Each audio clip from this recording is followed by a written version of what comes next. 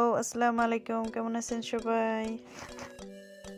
আজ আমি বানাবো হাতে মাখা ছোট মাছ চচ্চড়ি। তো এখানে আমি ফুলকপি, আলু, বেগুন, টমেটো, কাঁচা লঙ্কা, পেঁয়াজ কুচি, পেঁয়াজের পাতা, রসুনের পাতা সব কেটে নিয়েছি।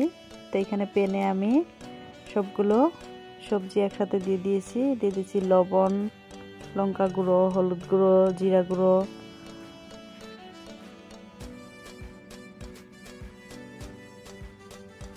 এগুলো দেওয়া হয়ে গেছে। এবার এখানে দিয়ে দিব আমি সরষের তেল,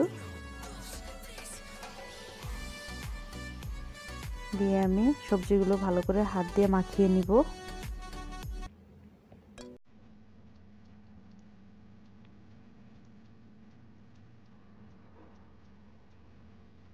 সবজিগুলো ভালো করে মাখাতে হবে যাতে মশলাগুলো সবগুলো সবজির সাথে একসাথে মিক্স হয়ে যায়।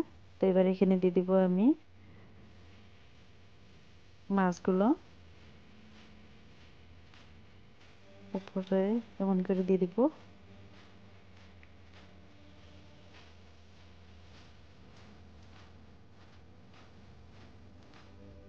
এবার এখানে দিয়ে দিচ্ছি আমি কিছু কাঁচা লঙ্কা আর একটু পানি বেশি দিব না, একটু পানি দিয়েছি যেহেতু আমি চচ্চড়ি বানাবো সবজিটা। তো এবার চুলায় বসিয়ে দিয়ে আমি ঢেকে রান্না করব 10 মিনিট। তো 10 মিনিট পর সবজিগুলো খুব সিদ্ধ হয়ে গেছে। এবার এখানে দিয়ে দিব আমি ধনিয়া পাতা কুচি।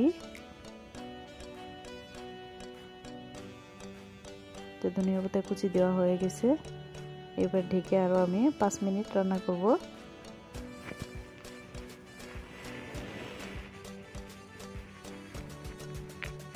তো এইভাবে চচ্চড়িটা রান্না করলে খুব স্বাদ লাগে, আপনারা ঘরে অবশ্যই ট্রাই করবেন। তো 5 মিনিট পর আমার চচ্চড়িটা খুব সুন্দরভাবে রান্না হয়ে গেছে।